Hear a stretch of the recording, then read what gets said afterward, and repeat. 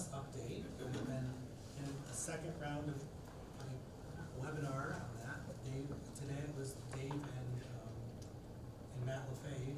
There was a lot of conversations about buses and how long the battery will last. So today, I think it'll be interesting as we keep moving through the process to actually create electrification plan.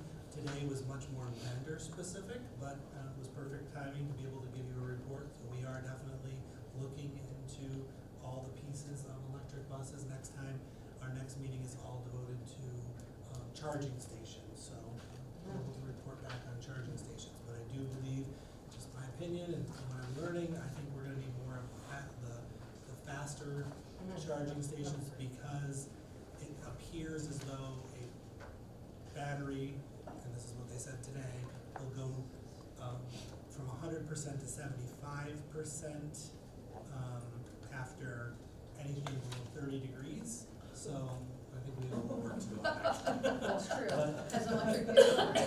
and so stay tuned, but I wanted to let you know that. Good news for the board, policy development. I think policy is one of those things that you say we're going to do, and then we push it to the corner of our desk and move on to the next 50 other things we have to do. But I have worked with school boards, Sherry's been cracking the whip, getting me working on this, and I've gotten 2 sets of policy moved to school boards and moved forward. And we've come up with, been working with Jessica, and I've been doing things. I have training next week for myself in board docs. So we should be following right along with the board agendas in January, very close to that, and you'll be able to start seeing pieces of it as well. And we'll be having a workshop for the board on board docs so that you understand that. Half-day professional development day last week was a rough week, as we spoke of first part of the report of our meeting tonight. But staff did a great job coming together for professional development. We did do a few things, change some things around so that we could provide support for people with dealing with children with grief. So that was a piece we changed in our agenda. That was a piece, and we also had other trainings throughout the day. It was a good half day for that. And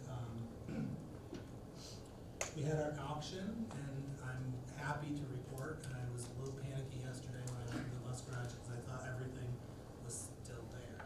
What could this possibly be? But Matt LaFave assured me yesterday that you didn't see all the tags, and then I went over today. Much of it's gone. So I'll be able to report back. I do know that what we made, I don't have an exact number tonight, but will offset the incident of mold that we had in the intermediate building. Not completely, but a good portion of it. I think working with Bridge Street Auction was a really positive way of doing it. I think if we stay on top of it, we won't have to get ourselves into that place again when we have that much of it. So the bus drivers are very happy with us, because that means 4 more buses and the van can go in. So, and the exciting part was the old treadmills left. I couldn't believe anyone wanted them, but they're gone. So, and the shed, the one shed out by the over by Papro Field was emptied, and we were really going to tear it down and throw it away. And Bridge Street Auction's like, no, we can sell it, and they did. So, the shed is gone too. So Matt's excited about our next auction. I'm like, no, not for a while. But anyway, that's pretty much where we are with my stuff. Thank you. Mr. Marino?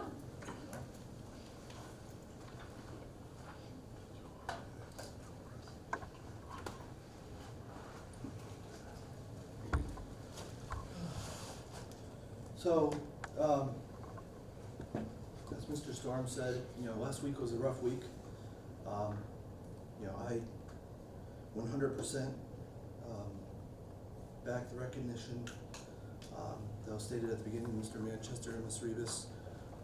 The middle school was not an easy place to be on Monday morning, nor do I believe any building was, but I can speak specifically about the middle school since that's where I am. They did a fantastic job in bringing the faculty together Monday morning, explaining what happened, giving us facts.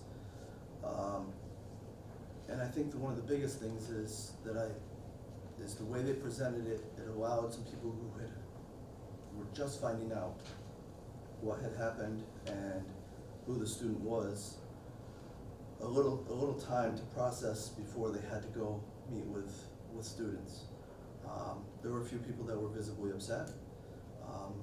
They did a fantastic job of giving people some time.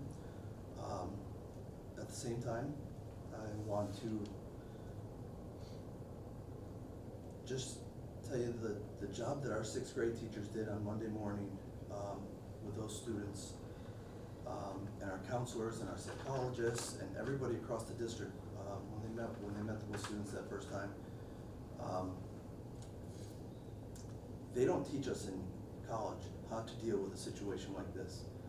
I know we have some people on the board who are in the medical field and may have gotten some training in how to deal with that.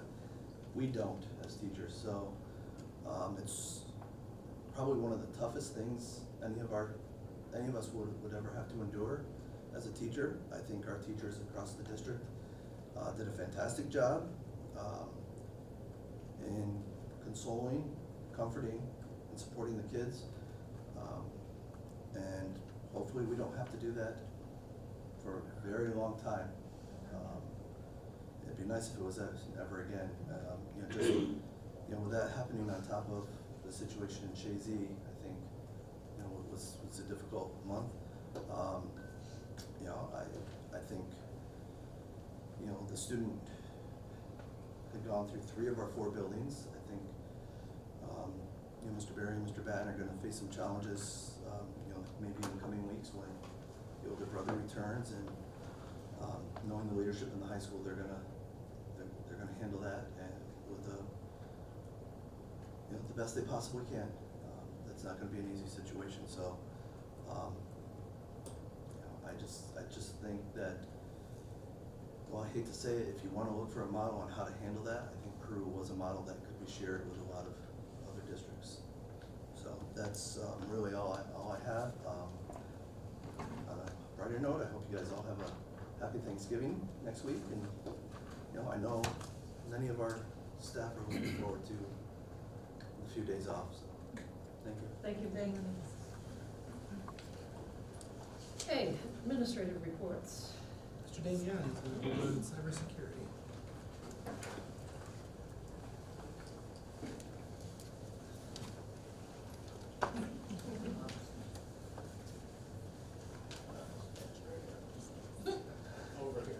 Now we find how awkward it is to All right. wear Stand in the corner it. there, but it's just not positioned that way.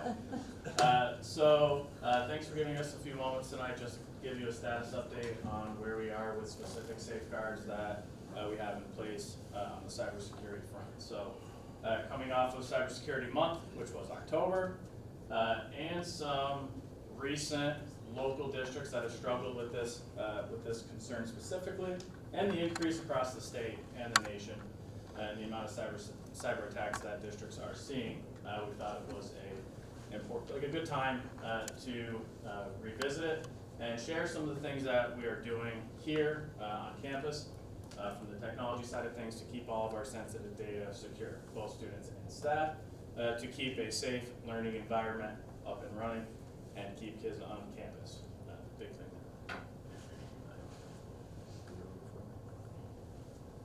Okay, so the importance of cybersecurity in school districts. So cybersecurity plays a vital role in safeguarding all of our student and staff personal information, preventing data breaches, and maintaining the integrity of our educational systems, and our student information system, which is kind of the central hub for all of our demographic and academic data. The education industry is consistently in the top 10 for the most targeted industries for cyber criminals, and that is because we are rich in data. That is data that can be obtained and sold and is extremely profitable, which makes us a very big target. So personal information, names, social security numbers, email addresses, academic information, demographic information, health records, addresses, all of that stuff that's contained in our student information system are the areas that we as a team work to protect at all times. What are some of these common threats? So most recently in the news, I would say you're hearing a lot about these ransomware attacks where basically your data is obtained and held hostage until payment is received. This is, it sounds very scary. And economically, financially, it is, trust me.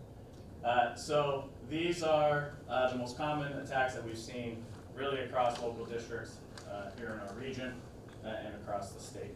Phishing scams, we have been battling, seems like ever since I've been in this position, so it's definitely been on the uptick. That primarily comes through email. Data breaches and denial of service attacks are two of the other most common threats, but the two biggest that are facing districts today are ransomware and phishing scams. So what we're going to do now is kind of build this, set the stage a little bit. We're going to share some of the common recommendations that come from agencies that we partner with as we look to solidify our system, and then talk about some of the specific things that we've done here on campus as a team to put things in place to keep that data secure. And that's where Jared will share a little bit about these recommended safeguards, and then Shane will piggyback on that. Jared DeCat, one of the network systems technicians here. Some of the recommended safeguards that we go by are the implementation of firewalls, intrusion detection systems, and strong network segmentation to protect against external threats, user authentication and access controls. So by the enforcement of strong passwords, implementing two-factor authentication, and restricting access to sensitive systems. Some of the other methods are encrypting data, regularly backing up important information, and storing backups securely to ensure data integrity and availability. On average, our system processes around 36,000 emails a week. Of that 36,000, we reject 5% of those for failing to comply with security protocols. So those mostly are phishing attacks, ransomware attacks.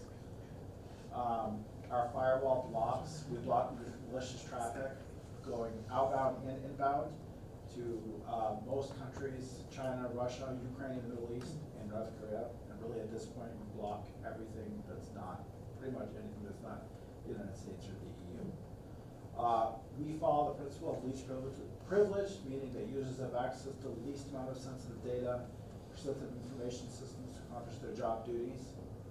All staff are required to set up two-factor authentication on their school device and Google accounts. I'm just going to piggyback on the least privilege. So the concept there is that if someone's account credentials were compromised, the minimal amount of damage could be attained into our student information system. So what we've done is we're starting to audit our account access to our school tool system, which is our student information system.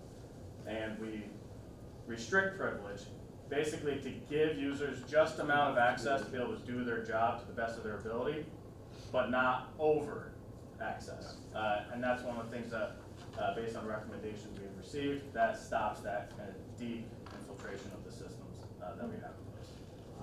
We back up all of our critical systems nightly, so that includes our phone system, all our current servers, and we do that on-site, and we also do a weekly off-site backup, which is in the cloud of all those systems. We also back up all the Google data, so that would include Google Drive data, all our documents, and then all our staff email is backed up.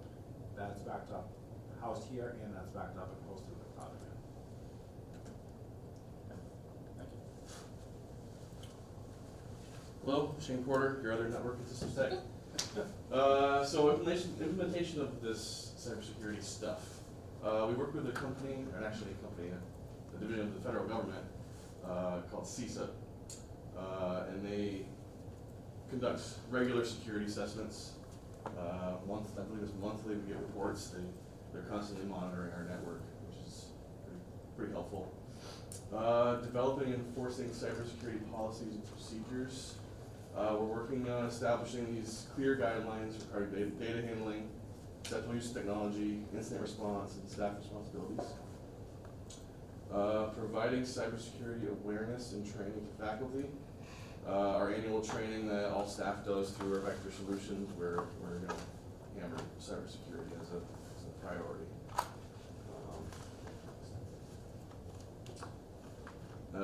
Monitoring and incident response. So this is more the stuff that we're actually implementing right now. Monitoring tools for threat detection, for example.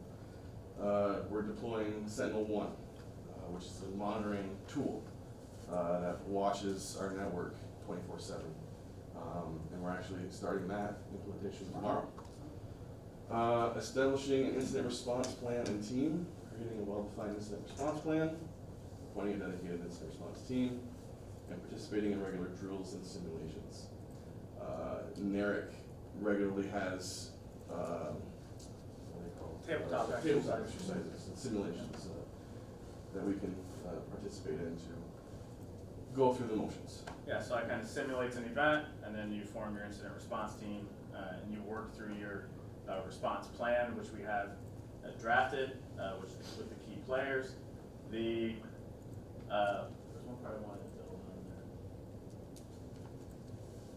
on there. So all of this, like these three pieces that you see highlighted now on the screen, are things that we've put in place based on feedback for districts that have gone through the experience. So we've worked with, we have an extensive network with technicians across our region, across the state. They provide feedback to each other. We learn from each other.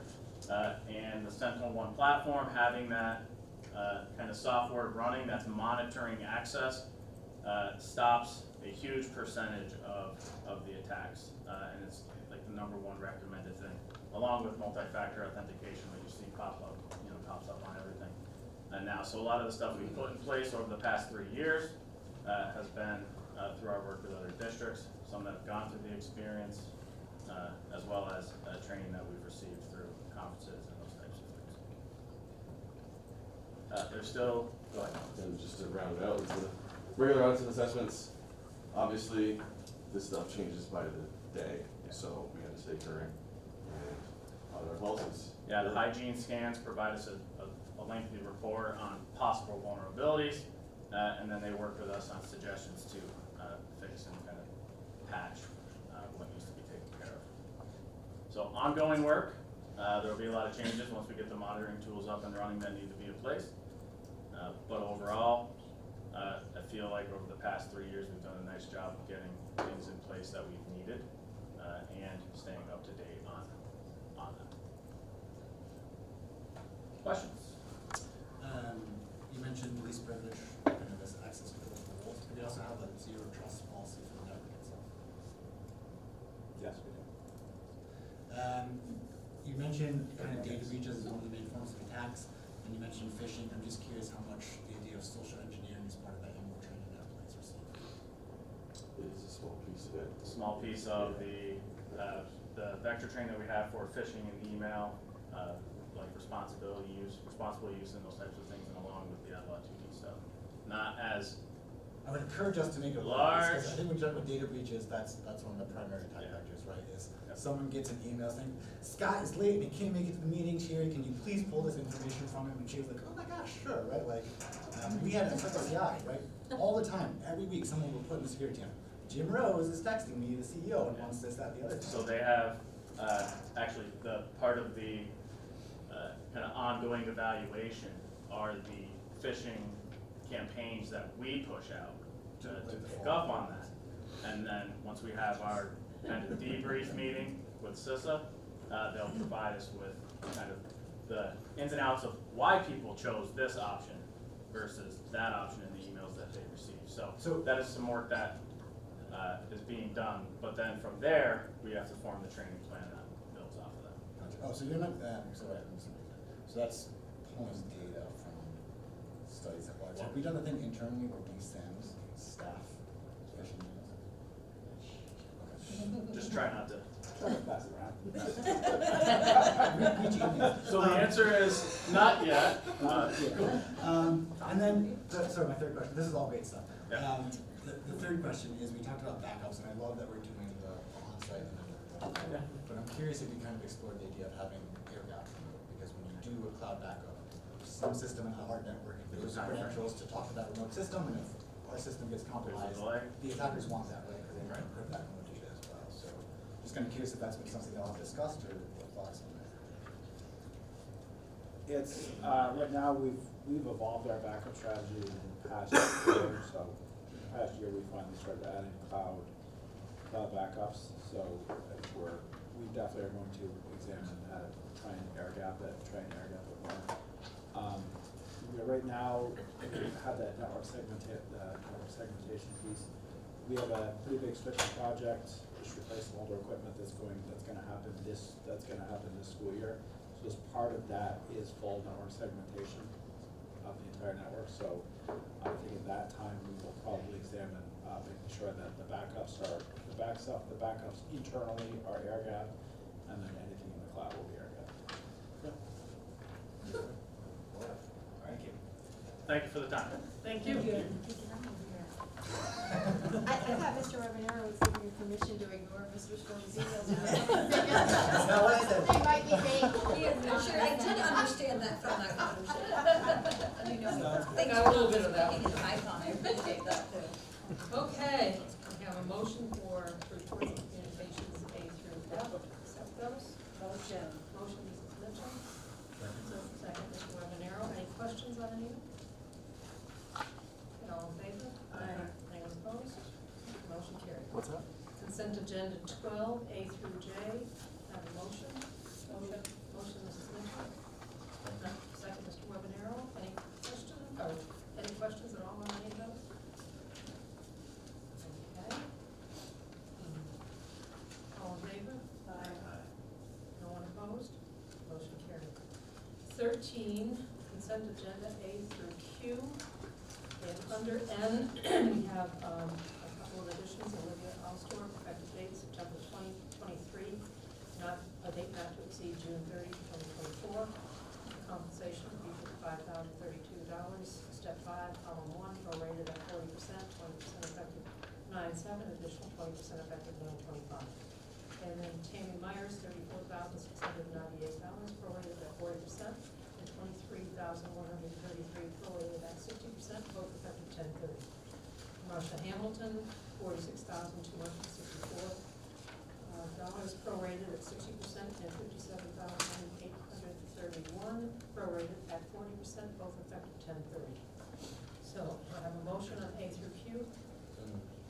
Mr. Romero, second. Second, Mrs. Mitchell. Any questions on any? All in favor? Aye. Anyone opposed? Motion carried. And 14, old business. Receiving the information pertaining to the charter coach bus. So we're actually moving forward with that information that we talked about last time. And we actually have a charter bus situation where we're going to be partnering with Beekman Town to go to Harvard while we're Oh, there. good. And we make sure everyone understood that we have a process.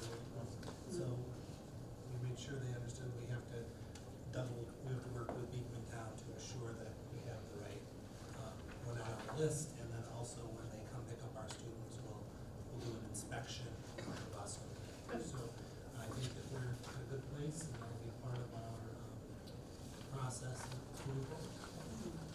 Did we just have a charter bus last weekend? For the football games? We did, Yeah. and So that one- that one was, yep. fell Oh, under this one, as well. Okay, we're just receiving the information on that. Were there any questions on that protocol? Okay, thank you for doing that. I don't think there's any public comment, and we don't have to have an executive session. And Mr. Peters isn't here tonight for medical reasons, so we have a motion to adjourn. Motion, Mrs. Graves,